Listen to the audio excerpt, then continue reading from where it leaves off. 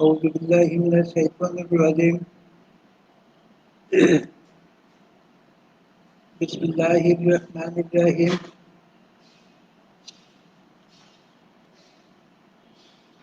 আমরা জ্ঞান বিনিময় কেন্দ্রের দূরের ও কাছের সাথী বন্ধুগণ, আসসালামু আলাইকুম ওয়া রাহমাতুল্লাহি ওয়া বারাকাতুহু। আলোচনার শুরুতে কৃতজ্ঞতা প্রকাশ করি মহান আল্লাহ তাআলার দরবারে, যার অসীম করুণায় আজ আমরা এখানে সমবেত হতে পেরেছি।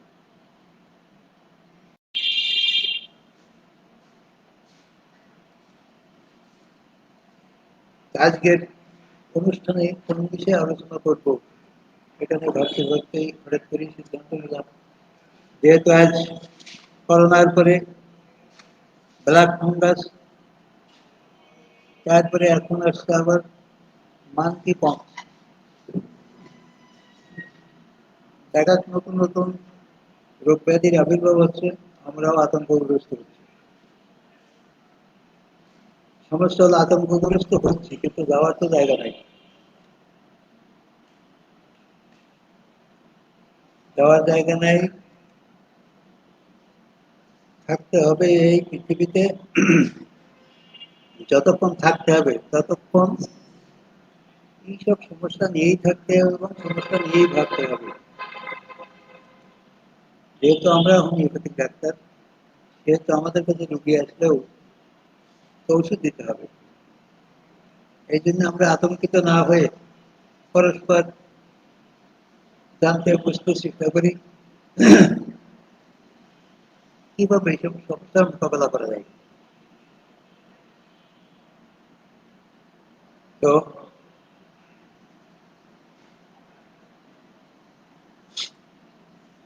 আপনারা যারা অনুষ্ঠানে উপস্থিত আছেন, আমি আমার যেসব লাইভ প্রোগ্রাম গুলো করি সেগুলো আমার নামে ইউটিউব চ্যানেল আছে, আপনারা সেটা সাবস্ক্রাইব করলে আমার এই অনুষ্ঠান পরবর্তীতেও দেখতে পাবেন, ইনশাল্লাহ সমস্যা নাই। আমার নাম ডাক্তার গাজী আব্দুল আজিজ, এটা দেখেই সার্চ দিলে আপনারা পেয়ে যাবেন।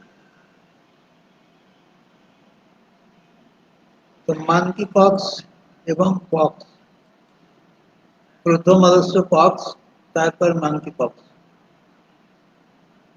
এখন ২৩০ চিকিৎসা পদ্ধতির চিন্তা ভাবনা, ভাইরাস, ব্যাকটেরিয়া। আমাদের চিন্তা ভাবনা জীবনে শক্তির দুর্বলতা, জীবনে শক্তির রোগ প্রবণতা। তো জীবনী শক্তি রোগ প্রবণতার কারণে আমরা আক্রান্ত হতে পারি, আবার যারা আক্রান্ত হয় তারা সে কারণে আক্রান্ত হয়। কারণ এক বাড়িতে পরিবারে 10 জন থাকতে পারে, 5 জনের পক্স উঠতে গেলে যে আর 5 জনের পক্স উঠবে এমন কোনো কথা নাই, এমন কোনো গ্যারান্টি নাই। যদি কিনা গ্যারান্টি থাকতো তাহলে পক্সের সচেতনতার জন্য যেসব উপদেশ দেওয়া হয়, যেমন রোগীর সংস্পর্শে যাবেন না, যে বাড়ি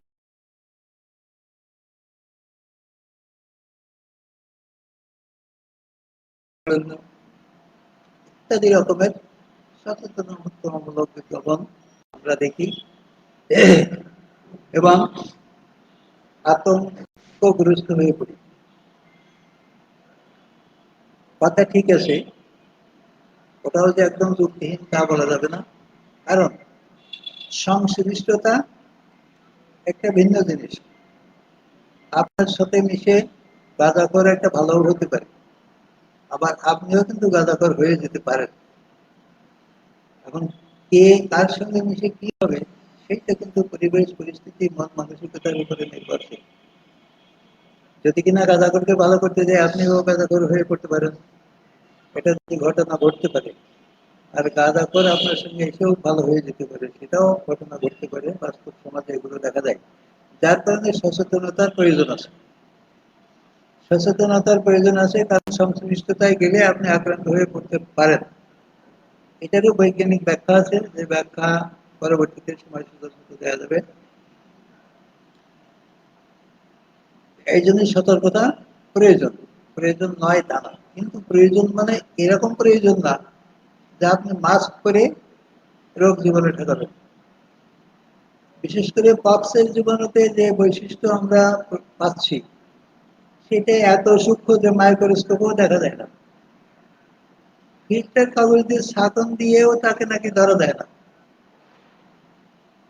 তো সে কত সূক্ষ্ম, এত সূক্ষ্ম যদি হয় তাকে আপনি কি দিয়ে ঠেকাবেন? সেটা কি সম্ভব? তার সংশ্লিষ্টতা আপনি ত্যাগ করলেন, তবুও কি তার হাত থেকে রেহাই পাওয়া সম্ভব? আমার তো মনে হয় না সম্ভব। যদি কিনা আমার জীবনী শক্তির রোগ প্রবণতা না থাকে, সে যদি তাকে আহ্বান না করে, সে যদি আমার শরীরের অভ্যন্তরে প্রবেশ করলে তাকে বসার জায়গা না দেয়, থাকতে না দেয়, তাহলে অবশ্যই আমি আক্রান্ত হব না। এই ছাড়া বিকল্প কোনো পথ নাই। এটা আমাদের সিদ্ধান্ত, হোমিওপ্যাথদের সিদ্ধান্ত। আমাদের সিদ্ধান্ত যেটা রোগ শক্তি ও সূক্ষ্ম, সূক্ষ্মকে বিদায় করতে গেলে ওষুধ শক্তিও হতে হবে সূক্ষ্ম। এবং রোগ শক্তি যখন সূক্ষ্ম, সে যখন শরীরের অভ্যন্তরে প্রবেশ করে তখন সে কিছু লক্ষণ প্রকাশ করে। সবার শরীরে সকল অবস্থা একরকম হয় না। কারো শরীর জ্বরে আক্রান্ত হলে অস্থির হয়ে পড়ে, কেউ জ্বরে আক্রান্ত হলে চুপচাপ হয়ে নিজেই বই শুয়ে পড়ে, কেউ জ্বরে আক্রান্ত হলে সাথে কাশি থাকে, কেউ আক্রান্ত হলে সাথে মাথা ব্যথা থাকে। এক একজনের শরীর এক এক রকম, এক একজনের শরীরের লক্ষণ এক এক রকম। এই জন্য এক একজনের শরীরের ঔষধ এক এক রকম, আলাদা আলাদা। ঠিক বক্স যদি আপনাকে আক্রমণ করে, আক্রমণ করতেই পারে, যেহেতু আমাদের এই জীবাণুর জগতে বসবাস। এটা আমাদের আবিষ্কার নয়, যারা বিশদ পদ্ধতির চিকিৎসক তাদেরই আবিষ্কার, বৈজ্ঞানিকদেরই আবিষ্কার। হাজার হাজার কোটি কোটি জীবাণু আমরা নিঃশ্বাস প্রশ্বাসের সঙ্গে প্রতি মুহূর্তে নিচ্ছি এবং ছাড়তেছি, প্রতি মুহূর্তে নিচ্ছি এবং ছাড়ছি। গ্রহণ করছি জীবাণু, আমার জীবনের শক্তি ক্ষমতা বলে সকল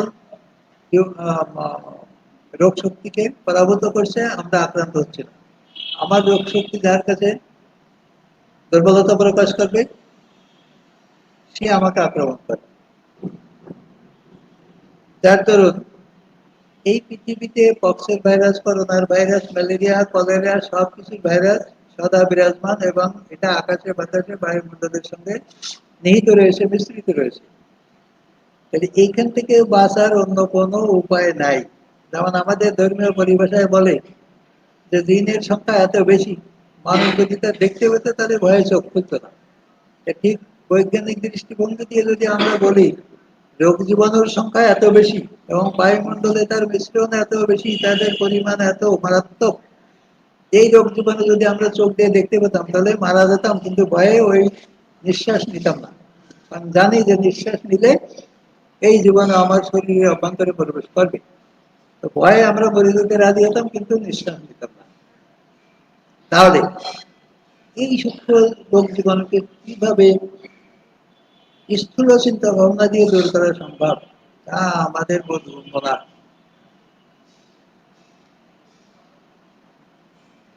করোনাকে নিয়ে বিচার করলে দেখা যায় যে আমাদের হোমিওপ্যাথি দিয়েই আল্লাহর রহমতে করোনাকে মোকাবেলা করা সম্ভব হয়েছে। ডেঙ্গুর প্রাদুর্ভাব যখন শুরু হলো, যারা একটু বয়স্ক আছেন আপনারা তারা জানবেন যে 90-এর দশকে যখন ডেঙ্গু মহামারী আকার ধারণ করলো, ভয়ে আতঙ্কগ্রস্ত হয়ে গেল, সারা পৃথিবী আলোড়িত। তখন কিছুদিন পরে পেপার পত্রিকায় এসে গেল ইউপোটেরিয়াম পারফোলিয়েটাম ওষুধ, ডেঙ্গুর ওষুধ। তখন দেখা গেল যে এই অব্যবহৃত একটা ওষুধ, যা আমরা ব্যবহার করতাম না। অবশ্য আমার খেয়াল আছে ওই সময় ভাগ্যক্রমে আমার ঘরে ছিল, আমার চেম্বারে ছিল। 3 দিনের মধ্যে সব দোকানের ইউপোটেরিয়াম পারফোলিয়েটাম ওষুধ শেষ হয়ে গেল, এত পরিমাণে খাইল। ঠিক জীবনের প্রতি ধাপে ধাপে বড় বড় মহামারী যখনই আসছে, তখনই দেখা গেছে যে এর শেষ অবস্থায় হোমিওপ্যাথির কাছেই সে আত্মসমর্পণ করেছে, সারেন্ডার করেছে, মাথা নত করেছে। জার্মানিতে যখন স্কারলেট ফিভার এর আগমন ঘটল হ্যানিম্যানের চিকিৎসা জীবনের প্রথম দিকে, তখনও হোমিওপ্যাথির আবিষ্কার হয়নি, কিন্তু উনি গবেষণায় আছেন এবং অনেক ওষুধ আবিষ্কার করে বসে আছেন। তখন বহুত লোক জার্মানিতে মারা গেল, বহু ডাক্তারও মারা গেল। তারপর মানুষ দিক দিক জ্ঞান শূন্য হয়ে দেখলো যে বাঁচার কোনো উপায় নাই। তখন সবাই চিন্তা ভাবনা করলো যে দেখি হ্যানিম্যান নাকি কি নতুন ওষুধ আবিষ্কার করেছে, দেখি তার কাছে যে কোনো ব্যবস্থা পাওয়া যায় কিনা। তখন লক্ষণ সাদৃশ্যে দেখা গেল বেলেডোনাই হলো তার ওষুধ, এবং ওই বেলেডোনা দিয়ে হাজার হাজার রোগীর জীবন রক্ষা করলেন। এবং সেই স্কারলেট ফিভারও মহামারী আকার বদলায় সে সারেন্ডার করলো এই হোমিওপ্যাথির কাছে। ফলস্বরূপ কি হলো, হ্যানিম্যানের নামে কেস হলো যে সে গুপ্ত ওষুধ বিক্রি করে। সেই কেসের ফলস্বরূপ তাকে আদালত হুকুম দিয়ে দিল যে তুমি এই দেশে থাকতে পারবে না, এই দেশ ত্যাগ করতে হবে। তখন উনি দেশ ত্যাগ করে চলে গেলেন অন্য জায়গায়, অন্য রাজার দেশে। এই হচ্ছে আমাদের অবস্থা। তো আমাদের বিনীত অনুরোধ থাকবে সবার কাছে যে প্রকৃতির কাছে সবাইকে মাথা নোয়াতে হবে, এর কোনো বিকল্প নাই। যতই আপনারা গড়তুমি করেন কোনো লাভ হবে না। হোমিওপ্যাথি প্রাকৃতিক চিকিৎসা পদ্ধতি, মাথা তার কাছে নোয়াতেই হবে। তো আপনারা নোয়াইলেও হোমিওপ্যাথির কিছু আসে যায় না, না নোয়াইলেও হোমিওপ্যাথির কিছু আসে যায় না। তো বিশেষ করে আমার অনুরোধ থাকবে, অন্তত আমরা যারা হোমিওপ্যাথি করি, হোমিওপ্যাথিক ডাক্তারি করি, অন্তত আমরা আমাদের ইমান আমল যদি ঠিক করার চেষ্টা করতে পারি। আমার কথার উদ্দেশ্য আবার এইটাও নাই যে আমার হোমিওপ্যাথি হলো একমাত্র চিকিৎসা পদ্ধতি, যে খাইলেই এ মৃত সঞ্জীবনী, সেটা ভাবলেও চলবে না। মৃত সঞ্জীবনী হলো সেই একজন মহান আল্লাহ তাআলা, যিনি সর্বায় ক্ষমতার অধিকারী। তাছাড়া পৃথিবীতে কোনো ব্যক্তি, কোনো রাষ্ট্র, কোনো ব্যক্তি, কোনো ব্যাধি স্বয়ংসম্পূর্ণ না। প্রত্যেকেই কিছু না কিছু ঘাটতি নিয়ে তার জীবন যাপন করছে, তার গবেষণা কার্যক্রম চলে যাচ্ছে। যদি ঘাটতি না থাকতো তাহলে ভাবনার জগৎ বিস্তৃত হয়ে যেত, পৃথিবী অথাপ হয়ে যেত। আমরা প্রাকৃতিক চিকিৎসা পদ্ধতি বিধায় যেখানে লক্ষণ আছে ওষুধ দেওয়া সম্ভব, এবং লক্ষণ মোতাবেক ওষুধ যদি দেওয়া যায়, রোগকে বিষয় নাই, সে পক্স না মানসিক পক্স, মেজর ভাইরাস না মাইনর ভাইরাস নাকি আর এরকম কাউ ভাইরাস, বহুত রকমের ভাইরাস আছে এই পক্সের নামের মধ্যে। যে কোনো রকমের ভাইরাস হোক, সেগুলো নিয়ে আমাদের বিবেচ্য বিষয় না। আমাদের বিবেচ্য বিষয় হলো রোগীর চিকিৎসা দেওয়া, লক্ষণ ভিত্তিক ওষুধ দেওয়া। যেমন করোনার দিকে আমরা কেউ ভয়ে আর্সেনিক খেয়েছি, কেউ দুর্ভোগের ভয়ে আর্সেনিক খেয়েছি, কেউ সবাই খাচ্ছে তাই খেয়েছে। এটা ঠিক না।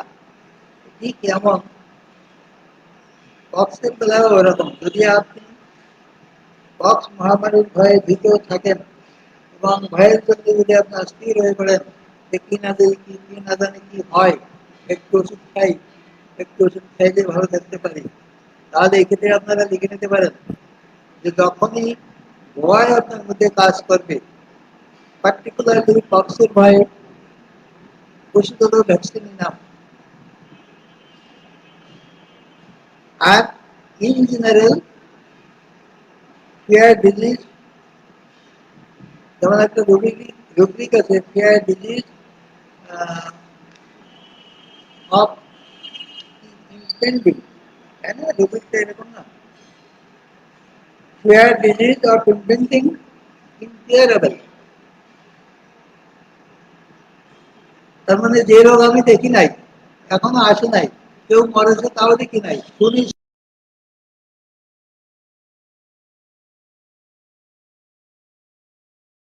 দৌড়ে বেড়াচ্ছি, আমি আতঙ্কগ্রস্ত হয়ে পড়েছি যে এখন আমাকে ওষুধ খেতে হবে। যদি কিনা পার্টিকুলারলি পক্স হয় তাহলে ভ্যাকসিন নিলাম, যদি কিনা পার্টিকুলার পক্স না হয় অন্য যে কোনো রোগ হোক না কেন সেক্ষেত্রে আর্সেনিক হলো অত্যন্ত গুরুত্বপূর্ণ।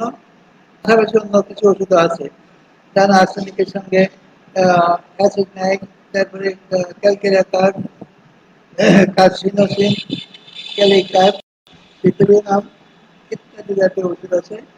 এরকম ভয় যদি আপনার মনের মধ্যে উদয় হয়, কারণ সেই ক্ষেত্রে আপনাকে রুটিলিটি তৈরি করে ওষুধ খেতে হবে কোনটা আপনার জন্য প্রযোজ্য।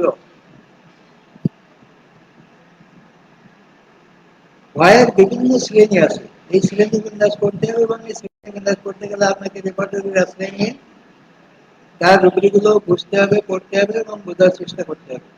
তাহলে কোন ক্যাটাগরির ভয়ে আপনি ভীত, কোন ক্যাটাগরির ভয়ে আপনি আতঙ্কগ্রস্ত, যে কারণে আপনি আতঙ্কগ্রস্ত, সেই ভিত্তিতে আপনার ওষুধ খেতে হবে।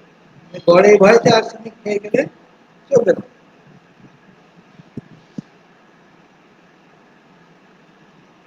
কেউ আছে চিন্তা করে যে করোনা হইলে শ্বাসকষ্ট হবে, ইয়ে হবে, তা হবে, আমি কত কষ্ট পাবো, কত কাল ভুগবো, আল্লাহ জানে। কারণ চিন্তা ভাবনা এতজন স্ত্রী এত রকমের কাজ করে। আর এই মানসিক পক্স হইলে কি হবে, আমি ভালো হবো কি হবো না, কতকাল ভুগবো, কুচে গলে যাবে, এরকম নানান চিন্তা ভাবনা মানুষের মনে কাজ করবে। যত রকমের চিন্তা ভাবনা কাজ করবে আপনার মনের মধ্যে, তত রকমের ওষুধ ভিন্ন ভিন্ন হয়ে যাবে। অতএব এই ভয় পাইলেই যে একটা ওষুধ খেয়ে যাবেন সেটা চলবে না। তবে পার্টিকুলারলি ওই পুস্তকে নির্দেশ করে পক্সের ভয়ে ভীত হলে আপনি ভ্যাকসিন নাম দিতে পারেন। এখন এটা আপনারা পরীক্ষা করে দেখতে পারেন, কারণ যেহেতু আমার পরীক্ষা করা নাই সেহেতু আমি ওইভাবে বলতে পারবো না যে ঘরে আপনারা সবাই এটা খাবেন। আপনারা পরীক্ষা করে দেখতে পারেন, যদি কার্যকরী হয়, উপকৃত হন, সবাই ব্যবহার করবেন।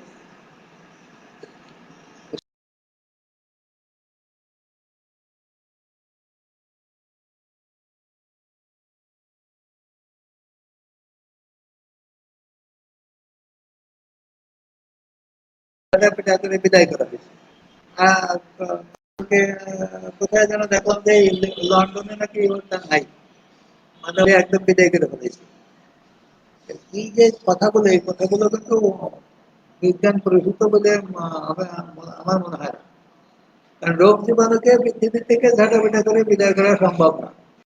কারণ ইংল্যান্ডে যদি আকাশ বাতাস থেকে থাকে, সেখানকার মানুষ যদি দম নিয়ে থাকে, যদি অক্সিজেন থেকে থাকে, যদি বাতাস শ্বাস প্রশ্বাসের মাধ্যমে নিতে হয়ে থাকে, তাহলে ওই সে দেশের আকাশ বাতাসেও এই জার্ম আছে, জীবাণু আছে, ভাইরাস আছে, ব্যাকটেরিয়া আছে, সব আছে, সব তারা নিশ্চয় হয়তো তাদের জীবনী শক্তির সক্ষমতা দেবে, তারা আক্রান্ত হচ্ছে না। কিন্তু কোনো প্রিভেন্টিভ দিয়ে তাকে যে এইভাবে আটকায় রাখা যাবে, এটা বিশ্বাস করা দুষ্কর। মানে এই পর্যন্ত শতভাগ গ্যারান্টি দিয়ে কোনো প্রিভেন্টিভ আবিষ্কার হয়েছে বলে যারা আবিষ্কার করেছে তারাও বলে নাই। সাধারণত যে পক্স উঠুক, আমরা নামের পিছনে দৌড়বো না। কারণ ওই 10 রকমের পক্স, 20 রকমের পক্স, যেমন জ্বরের নাম যদি বলা শুরু করি, তা ডাক্তারই বুট হয়ে যাবে নাকি হোমিওপ্যাথি ডাক্তার। ম্যালেরিয়া, কালাজ্বর, তারপরে yellow fever, jasmine fever, Japan fever, American fever, corona 64 রকম। এইরকম যদি খালি এই নাম মুখস্থ করতে গেলে তো ডাক্তারই শেষ। এই জন্যই আমরা নাম মুখস্থ করতে যাবো না, আমরা পক্স মুখস্থ করবো না, মাতৃ পক্ষ না, কোনো পক্ষ না। গরুর হয়েছে না, ভেড়াতে হয়েছে না, কুত্তাতে হয়েছে না, বেলেতে হয়েছে, তাও আমাদের বিষয় যে বিষয় নাই। ও নিয়ে তারা ভাববে, তারা ভাবতে থাকুক, তারা ভাববে, আর এই অপচিকিৎসায় মরবে। দেখলাম রিপোর্ট রিটার্নে কি আসছে, কেউ বলছে বিড়ালের গায়ে পাইছে, কেউ বলছে বানরের গায়ে পাইছে, কেউ বলছে মানুষের। দেশে এত মানুষ থাকতে মানকি পক্ষে মানুষ চিনল না, চিনল যে করতে হবে। যাও সে চিনুক, তাতেও তো আমাদের দুঃখ নাই। অপর থেকে আসছে তা নিয়েও আমাদের ভেবে লাভ নাই। ও যেখান থেকে আসুক, যদি আমার রোগীর শরীরে সে প্রবেশ করে, যদি রোগীকে সে আক্রমণ করে, তখন আমরা দেখবো রোগীর অসুস্থতার ধরন কি। রোগীর অসুস্থতার ধরন চিন্তা ভাবনা করি আমরা ওষুধ নির্বাচন করবো। কারণ আমরা নিজেরাও আক্রান্ত হতে পারি, কারণ নিজেরাও আক্রান্ত হলে সেই ক্ষেত্রে সরকারকে আমার বড় একটা পরামর্শ থাকবে, আজকালকার যুগে সবচেয়ে বড় সমস্যা হয়ে দাঁড়াচ্ছে যেটা লক্ষণ সংগ্রহ করা। তার কারণ যেই জ্বর জ্বর ভাব লাগছে সেই নাভা প্যারাসিটামল মোটামুটি একটা খেয়ে নিচ্ছে। এই যে নাভা প্যারাসিটামল খেয়ে নিচ্ছি, যদি জ্বরের পিছনে হাম বা পক্স কার্যকরী থাকে, তাহলে এই রোগীর অবস্থা কি দাঁড়াবে ভবিষ্যৎ? কারণ সে তো নাভা খেয়ে জ্বর থামাই দিচ্ছে। আর এই পক্স বা হাম যদি বেরোতে হয় তাহলে জ্বর হতেই হবে। কারণ তার একটা তেজ আছে না, তার তেজে আপনাকে অসুস্থ করবে। তো সেই অসুস্থতার একটা আলামতই হলো জ্বরটা দিয়ে। জ্বর দিয়েই আলামত। কারণ পক্স উঠলে আপনারা জানেন যে পক্স উঠলে সেন্সিটিভ জায়গাগুলোতে বেশি উঠে, সর্বপ্রথম দেখা যায় মুখে। কারণ মুখ হচ্ছে মানুষের সবচেয়ে প্রিয় জায়গা। এসে প্রিয় জায়গা আর আছে নাকি আমাদের কাছে? হার্ট মার্ট ওগুলোকে নিয়ে আমরা ভাবি না। মুখটা ফ্রেশ থাকলে সারাদিন ফেস পাউডার মাখাচ্ছি, এ মাখাচ্ছি, হ্যান্ডেল টোমোকস ইত্যাদি মুখের করে মাখাচ্ছি, কিন্তু এটা হার্ট আছে কি নেই ওই নিয়ে আমরা ভাবি না। ও ভাবতেছে আল্লাহ, আল্লাহ তো খেয়ে কাজ নেই, সে হলে আমাকে নিয়ে গবেষণা করে গেছে। আমরা ভাবি আমাদের মুখটা নিয়ে। দেখেন সর্বপ্রথম এই পক্স আক্রমণ করলে মুখেই দেখা দেয় অধিকাংশের শরীরে। 100% বলা যাবে না, কারণ দু একজনের গায়েও দেখা দেয়। তো তখন মুখে দেখা দেয়, তাহলে বুঝতে হবে সবচেয়ে প্রিয় জায়গাটা এই পক্স হচ্ছে। সবচেয়ে প্রিয় জায়গাটা যদি হচ্ছে, তাহলে এসে আরো প্রিয় জায়গা যেগুলো সেইগুলোতে সে আগে ওঠে। সেইগুলো হচ্ছে হার্ট, লাংস, কিডনি, মানে যেগুলো চোখ, যেগুলো আমরা দেখি না, আমরা লাগিয়ে নিয়ে ভাবি না, আমাদের দৃষ্টির অন্তরালে রয়েছে, সেইগুলোতে সে বেশি আক্রমণ করে, বেশি প্রথম সূচনা হয় সেখানে। তাহলে যে প্রথম সূচনা যদি হয় সেখানে, এবং তাকে যদি আপনি বারবার বাড়ি বাড়ি ঠান্ডা করে চুপ করে বসায়, তো সে কি বসে থাকবে? সে তো আপনার আভ্যন্তরিক ভাবে আপনার বড় রকমের ক্ষতি করবে। এই জন্য দয়া করে সবার কাছে পরামর্শ থাকবে, বিশেষ করে অন্যপ্যাথিওয়ালারা যা করে করুক, দুঃখ নাই। আমরা যারা হোমিওপ্যাথি করি, দয়া করে আপনারা প্যারাসিটামল নাভাটা বা ইত্যাদি খাবেন না। না খেয়ে একটু কষ্ট করে জ্বরটাকে বোঝার চেষ্টা করেন, সে কি লক্ষণ দেয়, সে কি বলে, সেটা বুঝতে চেষ্টা করেন। সেইটা যদি বুঝতে পারেন, তাহলে আপনি ওষুধ দিলে ওই পক্সটা সহজে বেরিয়ে যাবে, রোগীর কষ্ট কম হবে, রোগীর অসুস্থতার মেয়াদ কমবে। আর পক্স যত বিলম্বিত হবে, পক্স যত দেরিতে উঠবে, দেরিতে প্রকাশ পাবে, তত রোগী বেশি দিন ভুগবে। কারণ আজকালকে অ্যান্টিবায়োটিকের যুগে আমাদের তো অনেক সুবিধা হয়েছে। জটিলতায় পড়লেই রোগী মোটামুটি কোর্স একটা দিয়ে দেয়, যে কোর্সে বসে দেয় খুব সহজে, তাড়াতাড়ি। যার কারণে এইসব রোগী আমাদের কাছে আর আসে না। অন্তত প্রাথমিকভাবে যারা আসে তাদেরকে তো চিকিৎসা দিতে হবে। সেই প্রাথমিক চিকিৎসা হিসেবে সারাসিনিয়া খুবই গুরুত্বপূর্ণ ওষুধ। এটা আপনারা প্রাথমিকভাবে ব্যবহার করলেই এর সম্বন্ধে বিনাশ হয়ে যাওয়ার সম্ভাবনা আছে। আমরাও এটা ব্যবহার করি এবং সুফল পাই। সেক্ষেত্রে বই পুস্তকে অনেক সময় দেখা যায় 100 বছর আগে, 50-60 বছর আগের বইতে দেখা, তারা কেউ মাথায় ব্যবহার করে, কেউ 1x, কেউ 3x, কেউ 3, কেউ 30 এরকম ব্যবহার করে। আমরাও ওগুলো ব্যবহার করি, তবে সাধারণত আমার জীবনের অভিজ্ঞতা থেকে 200 আমি সুফল ভালো পাই। তো এরপরে আরেকটা ওষুধ আমি নাম বলছি রাস্তাক্স, গুরুত্বপূর্ণ। রাস্তাক্স গুরুত্বপূর্ণ বললেই হবে না, কারণ সবসময় আপনাদের ভাবতে হবে, আমি যত কথাই বলি না কেন, কারণ ওষুধ আবার রোগ নিয়ে আলোচনা না করলে আবার আলোচনাও সুন্দর হয় না, মানুষ বুঝতেও চায় না। তো যত কথাই আমি বলি সবসময় আপনাদের খেয়ালে রাখতে হবে, যে ওষুধটার নামে আমি বলি না কেন তার মূল লক্ষণগুলো থাকতে হবে, ওষুধ কিন্তু কোনো কাজ হবে না।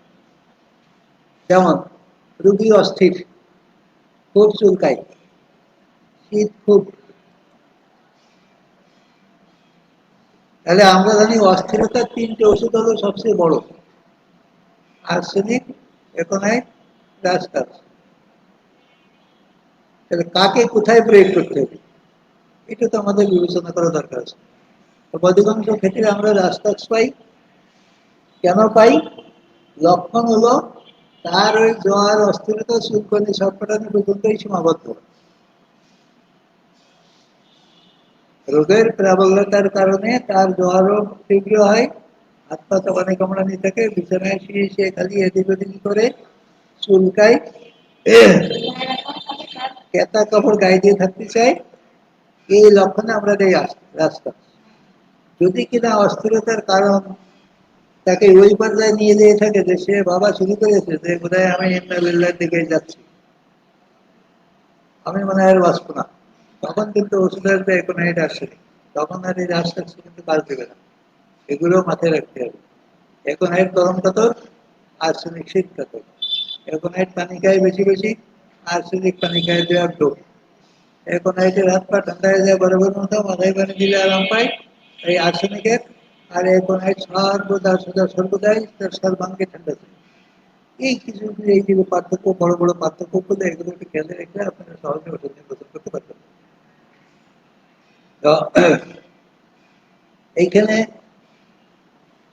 পক্সের যে আকার আকৃতি সাইজ, এরও একটা গুরুত্ব আছে। এই পক্স, রাস্তার পক্স যেটা, এর মধ্যে পানি ভরা, এই পানি ভরা থাকে। আবার কোনো পক্স দেখা যায় কালো, এই কালো যেগুলো দেখা যায় সেগুলো একটু কষ্টকর, সেগুলো একটু খারাপ। খারাপ হলেও সেক্ষেত্রে আমরা লক্ষণ সাথে কিছু ওষুধ দিলে আরোগ্য করে ইনশাল্লাহ, ভয়ের কোনো কারণ নাই। আর ওষুধ দিলে হোমিওপ্যাথি খাইলে সবাই যদি বেঁচে যেত, ডাক্তার নিজে তো মরতো না, নিজে কি মরতো, রোগী দেশে মরিয়ে ছাপা হয়ে থাকে, ডাক্তার নিজে তো অন্তত বেঁচে থাকার চেষ্টা করছে। সেই জন্যই যতদিন আয়ু আছে বেঁচে থাকতে হবে। তার ভিতরে আমাদের জ্ঞান বিবেকটাই আমাদের দায়িত্ব হলো ভালো থাকার চেষ্টা করতে হবে, এই আর কি। তাহলে এখন একটা আর্সেনিক রাস্তা কি হলো, সারা সিনিয়া গেল। এরপরে আসেন, যখন একটু খারাপ পর্যায়ে যাবে, কারণ খারাপ পর্যায়ে গেলে যেটা একটু আগেই বললাম যে আমাদের কিছু সুবিধা হয়েছে, যে মানুষ তো তখন আর আমাদেরকে ধরে আসতেছে না, তখন চলে যায় বড় ব্যক্তিতে, যাতে করে কোর্সের আদিন গেলেই একটা ফয়সলা এসে যায় তাড়াতাড়ি, দায় দায়িত্ব আমাদের মাথায় কম আছে। কিন্তু আমাদের পূর্বসূরি যারা, আমাদের যারা উস্তাদ, তাদের জীবনে তো বহু কষ্ট গেছে। আর তাদের আমলে এই বড় বড় অ্যান্টিবায়োটিক ছিল না, তাদের কাছে বড় বড় রোগীরা দেয় হাজির হতো। 10 দিন, 15 দিন, 20 দিন, 1 মাস 2 মাস ভুগতেছে পাচ্ছে, এরকম রোগীরা তারা দেখেছে এবং তারা ভালো করেছে। তারা কিভাবে ভালো করেছে? যদি হোমিওপ্যাথিক ওষুধে কাজ না হতো তাহলে কি ভালো হতো? তারা হতো না। কারণ সেই যুগে তাদের এই বড় বড় অ্যান্টিবায়োটিক ছিল না যে মেডিতে বসে থাকবে। আমি এমনও রোগী দেখছি, আমার জীবনে একটা রোগী দেখছি 2 মাস ধরে ভুগতেছে পাচ্ছে, কিন্তু রোগীর জীবনী শক্তি খুব, সে ছিল খুব শক্তিশালী, স্ট্রং অ্যান্ড স্টাউট, বয়স কম, এই 25 বছরের মতো বয়স, শরীর স্বাস্থ্যও খুব ভালো। এদিকে খায় অ্যান্টিবায়োটিক, পক্স সবসময় 2-1টা শরীরে থাকে, পক্স 2-1টা শরীরে থাকে। তাহলে ওই লোক বেশি আছে কেন? অ্যান্টিবায়োটিকে তাকে এমন অবস্থায় নিতে পারে না যে পক্সটা পুরোপুরি বসে গেছে। যদি বসে যেত তাহলে তো বসে বসে ভিতরে বসে কিডনি, লাংস, পক্স এইসব খেয়ে দবা সেরে দিত। যেহেতু 2-1টা উঠতেছে, তার মানে তার জীবনের শক্তি সকাল আছে, স্ট্রং আছে, যার কারণে সেই রোগ শক্তিকে বাইরে পাঠাচ্ছে যে তুমি এগুলো দেখো, দেখে আমার ব্যবস্থা দাও। তুমি যা দেখছো এটা সন্তোষজনক না।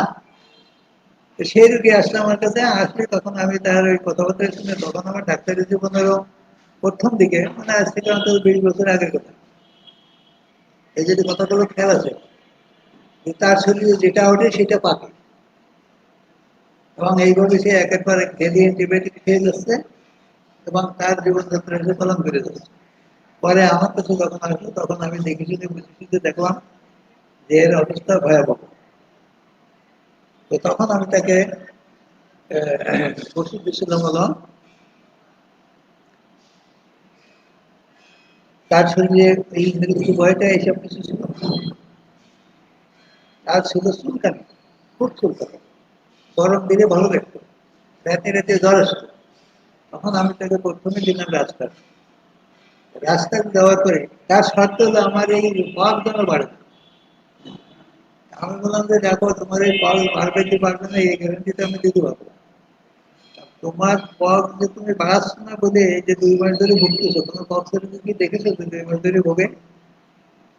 পক্সের রোগীতে এতদিন ভোগে না। হয় মরে নয় বাঁচে। এমন রুগী আমি দেখছি, রুগী না আমার রুগী না, তেমন মৃত ব্যক্তি দেখছি যে নিজেদের মানে সংশ্লিষ্টতার মধ্যে, যেমন ডাক্তারদের জানাজায় গেছিলাম, অতএব একটা মানে পরিচিত আবদ্ধদের মধ্যে আর কি। তো যাই দেখলাম যে সারা মুখ আলো, শুনলাম যে পক্সিতে মারা গেছে। গেলি তো স্বাভাবিক একটা মৃত্যু ব্যক্তির মুখ দেখা হয়। তো মুখ দেখতে যেয়ে দেখি যে সমস্ত মুখ কালো কালো, মানে সারা মুখে কালো কালো দানা দানা, কমপক্ষে ওইরকম 200-500 দানা, মানে বেশি জায়গা খালি নেই, এখানে একটা দানা এখানে একটা দানা, এখানে এরকম মানে কালো কালো বেশ কলের মতো এরকম বড় বড়। আমি বলছি যে ব্যাপারটা কি রে, এরকম কালো কালো কেন? মানে যাদের বাপ মারা গেছে তার ছেলের কাছে জিজ্ঞেস করছে যে তোর বাবার মতো এরকম অবস্থা কেন? হয়তো যে আব্বার তো বক্স উঠেছিল, তো লাস্টের দিকে ওই পচে গেছিল, মানে মানে পায়খানার সাথে নাড়ি বুড়ি পচে পচে বেরিয়ে পড়ছে। কিন্তু অ্যান্টিবায়োটিক ছাড়ে নাই, মানে ডাক্তার দেখানো বন্ধ করে দেয়, স্বাস্থ্যসম্মত ডাক্তার দেখাইছে। অথচ আমি জানি না যে এই পাকশিতে মরে যাচ্ছে, তা আমিও জানি না, কারণ আমি ডাক্তার টাক্তার তারাও জানি। তাহলে নাড়ি বুড়ি পচে পচে পায়খানার সঙ্গে বেরিয়ে যাচ্ছে, তারপরে এইভাবে আস্তে আস্তে মরেছে এবং মুখে কালো দাগগুলো উঠে গেছে। তার মানে শরীরের অভ্যন্তরে পথ যে চাপা রয়েছে এবং সেই পথ যে তীব্র শক্তিশালী, এটা তার প্রমাণ যে মরার পরেও সে দাগ স্পষ্ট করে ছেড়ে দিল, কারণ সে বেরোতে পারেনি চামড়ার নিচ থেকে। কি বোঝা গেল কিনা? চামড়ার নিচ থেকেও বেরোতে পারে নাই, উচ্চ শক্তির অ্যান্টিবায়োটিক মেরেছে, ভিতর দিয়ে নাড়ি বুড়ি খেয়ে ফেলাইছে, কিন্তু বাইরে চামড়ার বাইরে সে আসতে পারে নাই।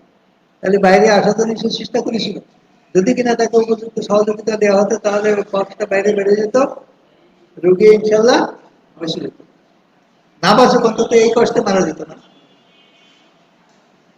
তো এই জন্যে পক্সের রোগীদের বেলায় ট্রিটমেন্ট হলো সবসময় স্কিন ডিজিজ বলতে যাই বোঝক, একে চাপা দিলে বিপর্যয় বিপত্তি ঘটতে পারে। সেখানে এই বিপর্যয় বিপত্তি ঘটতো না, ঘটবে না, যদি কিনা আমরা স্কিন ডিজিজকে চাপা না দিই। তাহলে পক্সকে চাপা দিব না, এটা আমাদের সবসময় খেয়াল রাখতে হবে। আমি আমার হোমিওপ্যাথিক চিকিৎসারও একটা বিবরণ দিই। বেলোডোনা জ্বরের তীব্র জ্বরের ভালো ওষুধ, কিন্তু দয়া করে আপনারা যদি পক্সের রুগী পান, হামের রুগী পান, খুব সতর্কতার সাথে ব্যবহার করবেন। বেলোডোনাও আমি দেখেছি যে অ্যান্টিবায়োটিকের কাজ করে, তার মানে ওই পক্স বেলোডোনা বা হামকে চাপায় দেয়। পক্স বা হামকে বেলোডোনা ওষুধ চাপায় দেয়, এটা আমি আমার বাস্তব অভিজ্ঞতাতে দেখেছি যে পক্সের রুগী বা হামের রুগীকে আমি বেলোডোনা দিয়ে দেখছি, রোগীর চিকিৎসা দীর্ঘস্থায়ী হয়, অসুস্থতার মেয়াদ বেড়ে যায়। আর যদি রুগী হাতছাড়া হয়ে গেল, অন্যদিকে চলে গেল, তাহলে তো তার ভাগ্য এসে গেল, আমাকে আর ভাবার সুযোগ আমি পেলাম না। এই জন্যই বেলোডোনাও আপনারা সতর্কতার সাথে ব্যবহার করবেন। তবে এই ক্ষেত্রে আমি একটা আমার গুরুবিদ্যা, সেটাও আমি প্রকাশ করবো, বলবো। হয়তো অনেকে সেটা দিয়ে নাক ছিটকাতেও পারে, নাক ছিটকালে তাতেও আমার কিছু আসে যায় না, কারণ রোগীর যদি কল্যাণ করা না যায় তাহলে ক্যাথি নিয়ে বসে পানি খেলে তো কাজ হবে না। তো গুরুবিদ্যাটা বলে দেয়, এখনই বলে দেয়, যেমন যদি রুগী বেলোডোনার হয় তাহলে আপনি বেলোডোনা দেবেন না কেন, কোন যুক্তিতে? যুক্তি কি? বেলোডোনা রুগীর লক্ষণ কি? বেলোডোনা রুগীর লক্ষণ হলো চোখ মুখ লাল হয়ে যায়, সারা গা লাল হয়ে যায়, তীব্র জ্বর থেকে, দপদপানি মাথা ব্যথা থেকে, তার সব কিছুই লাল হয়ে যায়। সালপারে আমরা কি পাই? সালপার রুগীরও এরকম সবকিছুরই তীব্রতা থাকে এবং জ্বালা পোড়া থাকে, তার ঠোঁট লাল হয়, চোখ লাল হয়, তার নাকের বদনা, শরীরে যেসব দাগ দিয়ে স্রাব নিঃসৃত হয় সকল দাগ লাল হয়ে যায়। এটা কি সালফারের একটা মারাত্মক লক্ষণ না? দেখবেন খেয়াল করে, আমি আমার পরবর্তী জীবনে আমি দেখছি যে এই বেলোডোনার রোগীর সাথে সালফারের লক্ষণ থাকে। যেহেতু আমাদের রোগীরা নাপা না খেয়ে আমাদের কাছে আসে না, অন্তত 200 দিন নাপা টাপা খেয়ে তারপরে আমাদের কাছে আসে, সেহেতু আপনি হয় প্রথমত তাকে সালফার দিবেন 30, নচেত যদি বেরোনাদের কমপ্লিমেন্টে নিজের পরের দিন সে সালফার খাবে। যখনই পরের দিন সে সালফার খাবে তখন তার ওই হাম বা পক্স দিয়ে দেখেই থাকবে না, টাকা লিভারের টাকা হার্টের টাকা লাগছে না, চোখের মধ্যে থাকা গলার মধ্যে দিয়ে দেখেই থাক না কেন, সেখান থেকে যে লাভ করে ফেলে দেবে। আর যেদিন সে ক্লিয়ারলি বেড়ে যাবে তার পরের দিন থেকে যদি ইনশাআল্লাহ ভালো দিকে যাবে, রুগীর কোনো ওষুধের প্রয়োজন পড়বে না। প্রতিদিন যদি ভালো দিকে যাবে, প্রতিদিন ডে বাই ডে সে ভালো দিকে যাবে, সুস্থতা ভোগ করবে। তাহলে আমার এটা ভালো নাকি আমি অ্যান্টিবায়োটিক হয় ওটা সবাই সবাই রেখে রুগীকে 2-4 মাস ধরে বলবো, এবং সেই ভুগতে ভুগতে রুগী তো মারাও যেতে পারে যদি কিনা সাপ্রেশনটা যদি মানে 16 আনা হয়, সেক্ষেত্রে তো রুগী মারা যাবে। তার কারণ 16 আনা হয়ে গেলে তো ভিতরে অভ্যন্তরীণ যন্ত্রপাতি সে খেয়ে ফেলবে, নষ্ট করে ফেলবে। এই জন্য আমরা এই সব দিকে খেয়াল রাখবো। যদি রোগী বেরোনার হয় সেই ক্ষেত্রে আম পক্স হলে সাপ্রেস হওয়ার সম্ভাবনা আছে। এই ক্ষেত্রে আমি দেখেছি যে আমাদের বেরোনা সাপ্রেশনের কাজ করে, অ্যান্টিবায়োটিকের কাজ করে, নাপার কাজ করে।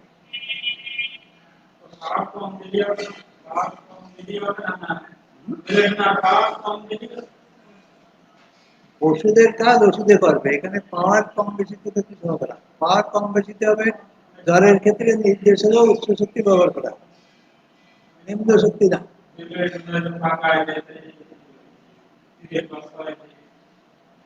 তিরিশ বা 6-তে পাকায় দেয়, সেটা হচ্ছে তো তোমার খোঁড়ার বেলায়। তবে পক্স তো তোমার শরীরে চাপা পড়েছে, সেই চাপা পড়াকে সে যে বের করতে পারবে এমন তো নিশ্চয় তারা সেখানে মহজুদ করে। তো এই ক্ষেত্রে পক্স উঠলেই যে শুধু রাস্তায় বেরোনো হবে এমন কোনো কথা নেই। এখানে জেপসিমিয়া হতে পারে, পালসিমিয়া হতে পারে। কারণ জ্বরের রোগী যে লক্ষণ নিয়ে আসবে সেই লক্ষণ মোতাবেক আমাকে ওষুধ দিতে হবে।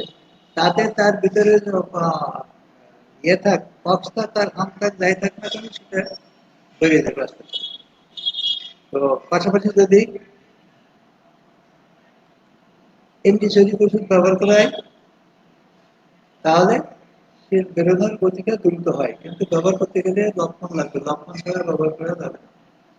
আর পালসিটিলার জেলসিমিয়ামের লক্ষণ হচ্ছে ধীর, সবকিছু ধীরে চলে, আস্তে চলে, তার রোগ ব্যাধিও আস্তে ধীরে আসে। পালসিটিলারও আছে, জেলসিমিয়ামও আছে। পালসিটিলার লক্ষণ হচ্ছে গরম পাথর, আর জেলসিমিয়াম শীত পাথর। পালসিটিলারও প্রিকশন নাই, জেলসিমিয়ামেরও প্রিকশন নাই। পালসিটিলার মাথায় কানে দিদি বলে গায়ে ঠান্ডা চাই, জেলসিমিয়াম কোনো জায়গায় ঠান্ডা ঠান্ডা চায় না, সব জায়গায় সে গরম চায়। পালসিটিলার প্রস্তাব বেশি থাকে না, অল্প থাকে বা কম থাকে, তোমার জেলসিমিয়ামের প্রস্তাব বেশি থাকে। এই আছে কিছু কিছু ব্যবধান, সেই ব্যবধানগুলো ঠিক করে ওষুধ প্রয়োগ করতে হবে। তবে যদি বোঝা যায় যে কোনো রকমের এই চাপা পড়ে গেছে, অ্যান্টিবায়োটিক খেয়ে রুগী আসছে, না পা খেয়ে খেয়ে তারপরে রুগী আসছে, যদি বোঝা যায় তার আভ্যন্তরীণ প্রদায়িক অবস্থা ভিতরে নিশ্চয়ই কিছু আছে, সেই ক্ষেত্রে সালফার আমাদের উত্তম সহযোগী হিসেবে দায়িত্ব পালন করে। এটা আমি আমার জীবনে বলে দেখেছি, আপনারাও এটা পরীক্ষা করে দেখবেন। আমি করেছি বলে আমি বলি না যে আপনারা এটাকে করতেই হবে। আপনারা চিন্তা ভাবনা করে যদি ফল পান, রোগীদের যাতে কল্যাণ হয়, আপনারাও করবেন। অনেকে বলে যে এইটাই হবে, আমি ওই রকম কথায় বিশ্বাসী না, এবং এরকম যারা বলে তাদের কথা শুনতেও আমার ভালো লাগে। এরপরে আসেন যেমন জটিল রুগী, যদি দুর্ভাগ্যক্রমে কেউ আসেও পড়ে, দেখা যাচ্ছে অ্যালোপ্যাথি পছন্দই করে না, হোমিওপ্যাথি খাবে, সেই ক্ষেত্রে কি হবে? তারপরে 10 দিন, 15 দিন, 20 দিন, 1 মাস, 2 মাস ধরে ভুগতেছে, সেগুলো তো দেখতে হবে। সেগুলো দেখতে গেলে আমি লোকাল আগে পড়েছিলাম, এখন খেয়াল আপনারা দেখবেন খুঁজে, নীলমণি ঘটকের, সম্ভবত নীলমণি ঘটকের বইতে ইনটিমটাটা ল্যাকেসিস, নীলমণি ঘটকের বইতে ইনটিমটাটা ল্যাকেসিস, এই দুটো ওষুধ পড়ে দেখবেন। এইখানে তার জীবনের যে করুণ পরিণতি, করুণ অভিজ্ঞতা বর্ণনা করে গেছে, এই অভিজ্ঞতাগুলো আমাদের যদি আমরা জেনে রাখতে পারি তাহলে কাজে লাগবে। যে যখন পক্সে আক্রান্ত হয়ে রোগীর শেষ অবস্থা, মরণাপন্ন অবস্থা, যেমন এক রোগীর গল্প করলাম যে সে নারী পরিচর্যা করে মরে গেছে, যদি এরকম অবস্থায়ও রোগী আমাদের কাছে আসে, তবুও তো লক্ষণ যদি পাওয়া যায় ওষুধ কিছু দিতে হবে, এবং ওষুধ দিলে উপকার হতেও পারে। কিন্তু যখন পচা শুরু হয়ে গেছে তখন আর উপকার করেও কোনো লাভ নেই, কারণ নাড়িতে বানাই দিতে পারবো না। যদি পচার আগে আমাদের কাছে আসে এবং পচার আগের থেকেই তার ওই পচার লক্ষণ পাওয়া যাবে যে এই রোগী পচবে, এরকমের আলামত পাওয়া যাবে, সেটা লক্ষণ দেখলে আমরা বুঝতে পারবো। তো সেই ক্ষেত্রে আমরা লক্ষণ দেখে আগাম যদি তাকে রোগীকে ব্যাকটেরিয়া প্রয়োগ করতে পারি, আগাম যদি রোগীকে পাইরোসিনাম ওষুধ প্রয়োগ করতে পারি, আগাম যদি আর্সেনিক প্রয়োগ করতে পারি, আগাম যদি কার্বোভেজ প্রয়োগ করতে পারি লক্ষণ মোতাবেক, সেই ক্ষেত্রে এইসব বড় বড় বিপদ থেকেও রোগীদের উদ্ধার করা সম্ভব। নীলমণি ঘটকের জীবনের যে কাহিনী আমি যেটা পড়েছি সেটা অবশ্য কালকে একবার মনে পড়েছিল, দেখো কিন্তু সময় হয় নাই, আমি পারি নাই। তো আর খেয়ালও ছোলানো নাই যে নীলমণি ঘটকের লেখা না কার লেখা। তবে আপনারা, আমার ধারণা যেটা নীলমণি ঘটকই হবে। তো ওনার নিজের ছেলে, তখনকার পক্স ছিল, তো পক্স তো দুই রকম আপনারা জানেন, যে একটা হলো কঠিন আর একটা হলো সহজ। যেটা বর্তমানে আমাদের দেখা যায় এটা হলো চিকেন পক্স। এখন আমরা ওই সহজ আর কঠিনও শিখবো না, কারণ ওর শিখতেও বিপদ আছে। কোনটা দেখবো তা তো, তখন আমি যদি মনে করি সহজ, সহজ ভাবে সহজ চিন্তা করতে হবে, সবসময় রুগী আসলে জটিল কথায় জটিলই ভাবতে হবে। তাহলে ওনার ছেলে রয়েছে স্মল পক্স, যেটা কঠিন পছন্দ। দেখা যাবে উনি নিজে ডাক্তার এবং তৎকালে খুব নামকরা হোমিওপ্যাথিক ডাক্তার। ওনার এক পত্নী মারা গেল, তারপরে নিজের ছেলে আক্রান্ত হলো। নিজের ছেলে যখন আক্রান্ত হলো তখন দিন দিন ছেলে খারাপের দিকে যাচ্ছে, উনি তো ওষুধ দিয়েই যাচ্ছে, ওষুধে কোনো রেসপন্ড করে না। তারপর উনি ওনার বন্ধু বান্ধব ডাক্তার যা দু একজন ছিল তৎকালে তাদের পরামর্শ নিয়েছেন, কিন্তু সেখানেও কোনো ফলদায়ক হয় না। তো উনি লিখছেন যে রোগীর শরীর থেকে প্রচন্ড দুর্গন্ধ ছড়া শুরু হয়েছে,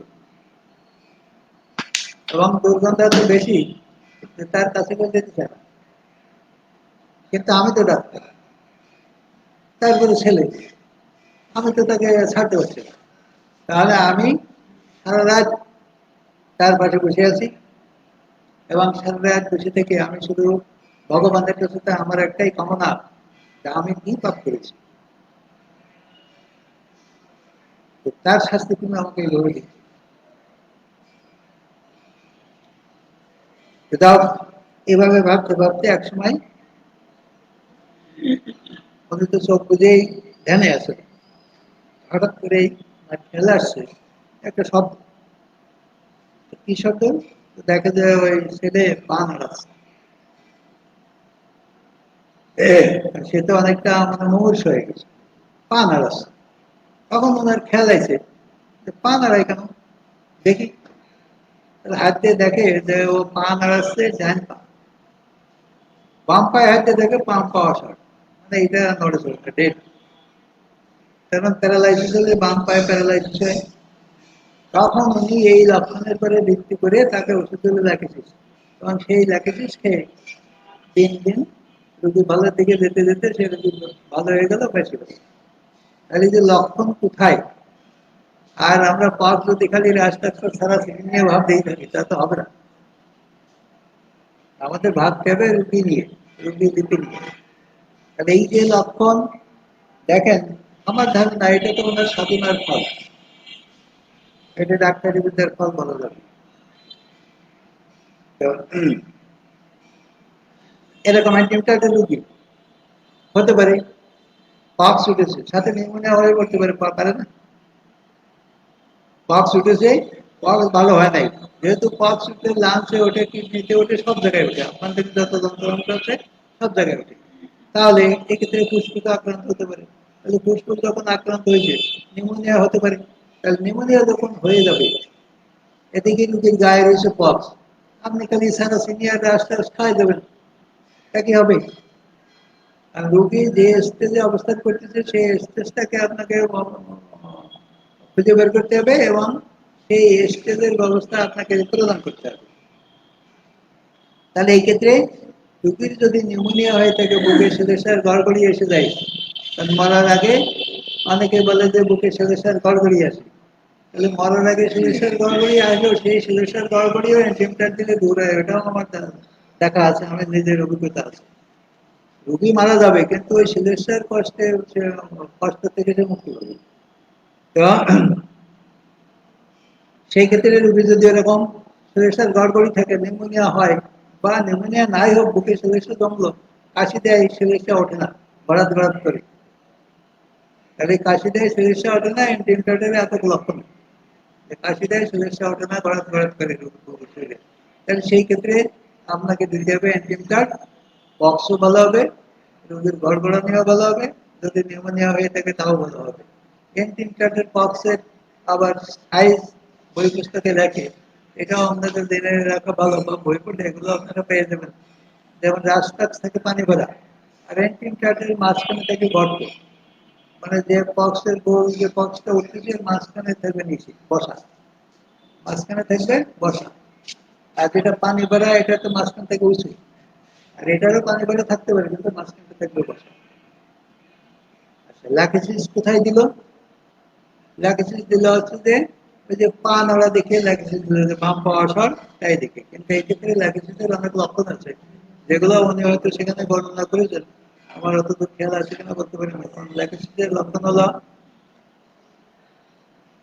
নীলচে কালচে জামের মতো রং, তখন এই বসন্তগুলো কফগুলো এই ধরনের রং বিশিষ্ট হয়ে যায়, কারণ পুরাতন অবস্থা চলে গেছে, তার পছন্দ ধরেছে, এর ভিতরে রক্ত জমেছে, কোনোটা কারোর সাথে লালচে কালার আসতে পারে, কালচে কালার আসতে পারে, তাহলে এই যে লালচে কালচে কালার দেখলেও উনি যদি ভালো করে এগুলো খেয়াল করতেন তাহলে হয়তো ওই অবস্থার আগেও এই ল্যাকিসিস পেয়ে যেতেন, কারণ তার শরীরে এই পক্সের রং এইরকম ছিল, যেখানে সেখানে কালো হয়ে যায়, যেখানে সেখানে লাল হয়ে যাওয়া, এটা হচ্ছে ল্যাকিসিসের একটা ভালো রূপ।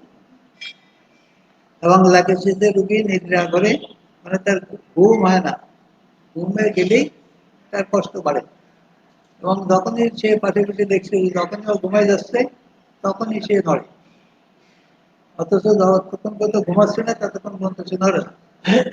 এটা হচ্ছে ল্যাকিসিসের একটা লক্ষণ।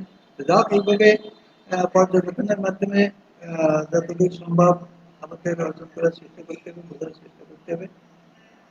লক্ষণ যদি এইভাবে আমরা শনাক্ত করতে পারি তাহলে ওষুধ নির্বাচন করা সম্ভব হবে। যদি কিনা পছন্দ ধরে, যদি পছন্দ ধরে সেই ক্ষেত্রে আমি বলছি কি ব্যাকটেরিয়া পাইরোজেনাম, তাই তো দুটো ওষুধ বলছি। এই ক্ষেত্রে আরো একটা ওষুধ আছে খুব গুরুত্বপূর্ণ, অ্যাসিড কার্বলিক। অ্যাসিড কার্বলিক মানে যে অ্যাসিড ওই যে মেয়েদের মুখে মারে তা কিন্তু না, আমাদের অ্যাসিড কার্বলিক একেবারে আলাদা। অনেক রোগী অনেকে এসে বলে যে ইন্দুর খেতাবো, আমাদের হোমিওপ্যাথি ওষুধ আনছি অ্যাসিড কার্বলিক, আমাদের ওই ওষুধে কিন্তু ইন্দুর যায় না, সাহাবো যায় না। এটা কিন্তু ওষুধ, যদি কোনো শরীরে পছন্দ হয় সেই ক্ষেত্রে অ্যাসিড কার্বনিক গুরুত্বপূর্ণ কাজ করে।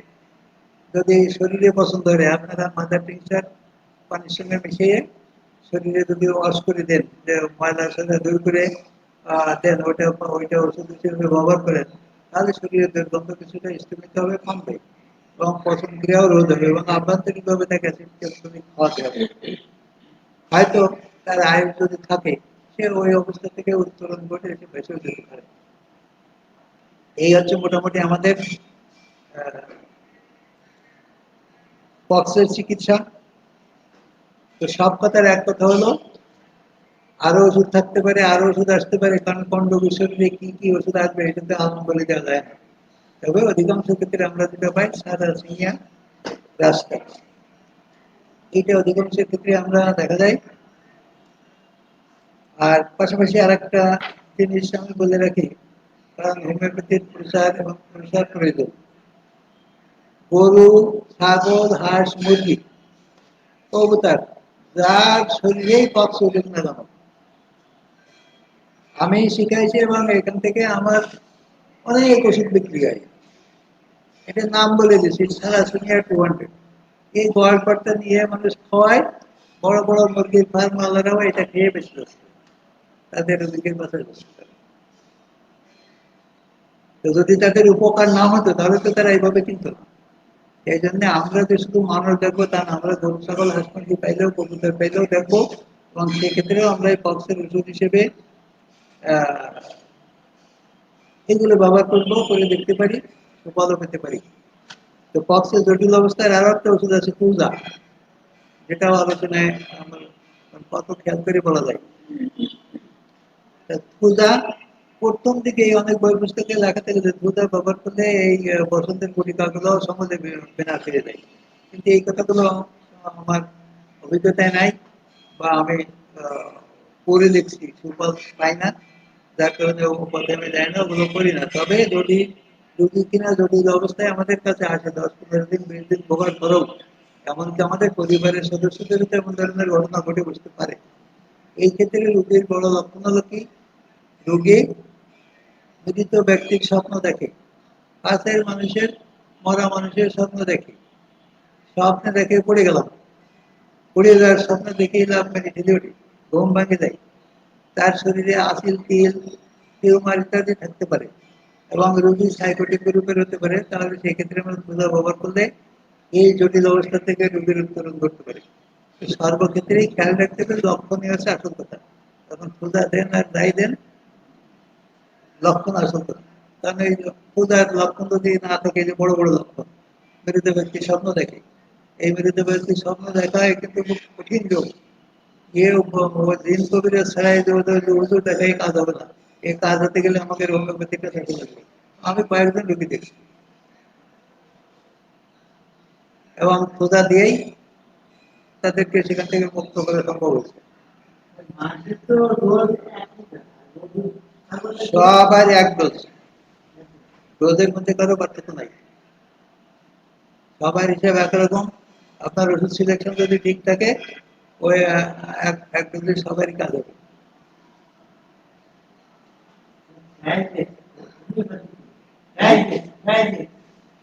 आर्सेनिक एल्बम प्राइवेट ये हर आगे खाते हैं ना होम्योपैथी की प्राइवेट टैबलेट আছে না মানে বাত খাওয়ার আগে এটা ও আমরা জানি না, আমরা ওখানে খাইও নাই, আমাদের খাওয়া হয় নাই।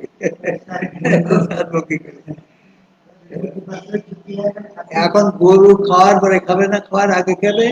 আমরা যেটা বলি হোমিওপ্যাথিক ওষুধ খাওয়ার সিস্টেম, যে খালি পেটে খাবেন, সুস্থ সুন্দর পরিবেশে খাবেন, তখন গাল মুখ ফ্রেশ থাকে, আপনি বিশ্রামে থাকেন, সেই সময় ওষুধ খাবেন। এই পরামর্শ দেওয়ার উদ্দেশ্য হলো শান্ত পরিবেশ পরিস্থিতিতে ওষুধের কাজটা ভালো হয়। কিন্তু আমি নিজে খেয়ে দেখছি যে আমি খেতে বসেছি, খেয়াল নাই ওষুধ খেতে, ওখান থেকে উঠে এসে ওষুধ খেয়ে ভাত খাইছি, তাও আমার কাজ হয়েছে। আমি এটাও পরীক্ষা করেছি যে আমি ভাত খাই বসে কিছু ওষুধ, তখন আমার খেয়াল হয়েছে, তারপরে খেয়াল থাকবে না, হয়তো আবার উঠে এসে ওষুধ খেয়ে আমি আবার ভাত পর ওষুধ খাইছি। এগুলো আসলে আমি পরীক্ষার কারণে আমি খাইছি, তাও তো দেখেছি যে আমার ওষুধে কাজ হয়। তাহলে ওষুধ যদি সঠিক নির্বাচন হয়, কাজ যে কোনো পরিবেশ পরিস্থিতিতে আপনি খাবেন, হবে। কারণ হোমিওপ্যাথি অ্যাটমিক এনার্জি, এর ক্রিয়া রোধ করার ক্ষমতা কারণ নাই পৃথিবীতে। তবে যদি আপনি উপযুক্ত পরিবেশে ওষুধটা খান, তাহলে সে কাজটা একটু ভালো করবে না, বেশি করবে না। আর আপনি যদি অনুপযুক্ত পরিবেশে খান, তাহলে তার ক্রিয়াতে কিছু বাধার সৃষ্টি হবে, যদিও তার শক্তি বলে সমলক্ষণ ভিত্তিতে মিলে যাচ্ছে, বিধায় সে তার লক্ষ্যে পৌঁছচ্ছে। এই জন্যই সবসময় চেষ্টা করতে হবে, রোগীদের পরামর্শ দিতে হবে যে উপযুক্ত পরিবেশে উপযুক্ত সময়ে, যখন আপনি বিশ্রামে থাকবেন, আপনার শরীর মন পেট গাল সব ফ্রেশ থাকবে, ভালো থাকবে, এরকম পরিবেশ পরিস্থিতিতে আপনার ওষুধটা খাবেন, তাহলে কাজটা আরো সুন্দর হবে এবং ত্বরিত হবে, দ্রুত হবে। তাই বলে পেট ব্যথা যদি মরিয়ে যাচ্ছে, আপনি এখন কয়ে দেবেন যে তোমার পরিবেশ সুন্দর হবে, তুমি ওষুধ খাওয়া, ওষুধ নিয়ে ঘরে ফিরে যাবে, তা কি হবে? তখন ভাত খেয়ে খাবে না, না খেয়ে খাবে? তাও কি পরামর্শ দিলে রোগী সন্দেহ আপনার ওষুধ খাবে?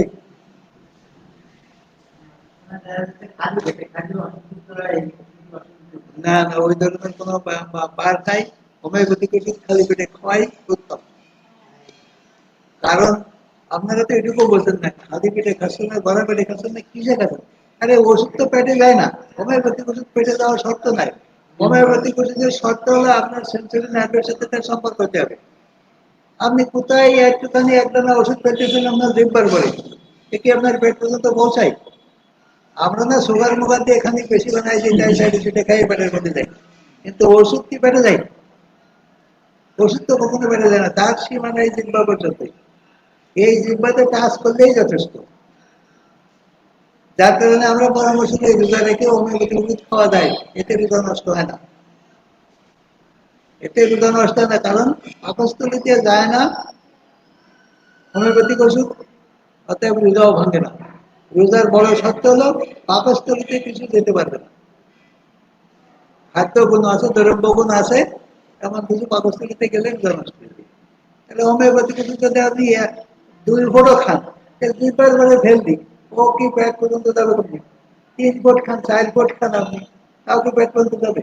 আমরা খাইলে না 1 ফোঁট খেলাম, 1 ফোঁট খাইলে সারাদিন আমরা উঁচু করি গুলি করি গালে পানি যায় না, তাহলে তোমার উঁচু করি রোজা নষ্ট হয়ে যায়। তাহলে 1 ফোঁট ওষুধ দুবার করে গরম যাতে রোজা নষ্ট হবে না। এই জন্যই আপনার লক্ষণ ভিত্তিক ওষুধ দিতে হবে। আপনি কোন পরিবেশে খাচ্ছেন সেটাও বিচার্য বিষয় নাই, এমার্জেন্সি মুহূর্তে আপনি খাইয়ে দেবেন।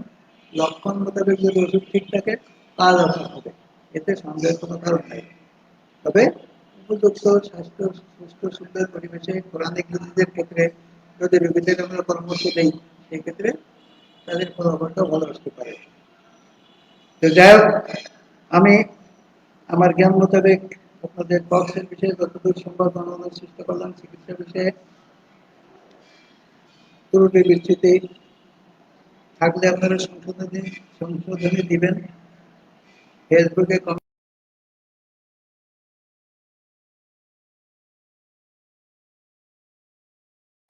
উদ্দেশ্য থাকতে হবে একটা, ভুল শেখা যাবে না, ভুল শেখানো যাবে না,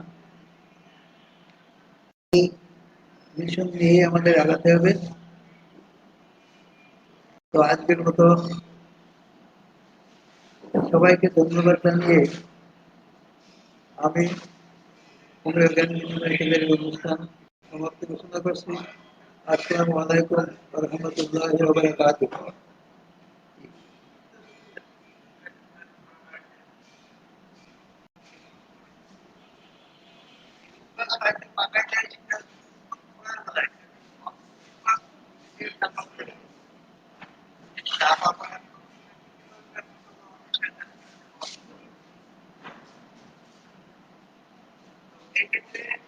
আমার এক ভাই প্রশ্ন, মানে সচেতনতামূলক বক্তব্য দিচ্ছেন একটা, আমি সমাপ্তি ঘোষণার পরও এই বিষয়টি দৃষ্টিপাত করছি। আমি আমার আলোচনায় সম্ভবত ক্লিয়ার করেছি যে আমরা পক্স নিয়ে ভাববো না, আমরা ভাববো লক্ষণ নিয়ে এবং লক্ষণ মোতাবেক চিকিৎসা দেবো। এই বক্তব্য পরিষ্কার হতে আমার মনে হয় বাকি রাখি নাই। যাও, ধন্যবাদ আমার বাংলাদেশ অনলাইন হোমিওপ্যাথিক ফোরামের সম্মানিত সভাপতি সাহেবকে, আমাদের অনুষ্ঠানে উপস্থিত থেকে অনুষ্ঠানকে সার্থকতা দিলেন এবং সচেতনতামূলক পরামর্শ দিয়েও উপকার করলেন। তো ধন্যবাদ উপস্থিত সবাইকে। আমি আজকের মতো আমার অনুষ্ঠানের সমাপ্তি এখানেই ঘোষণা করছি। আসসালামু আলাইকুম ওয়া রাহমাতুল্লাহি ওয়া বারাকাতুহু।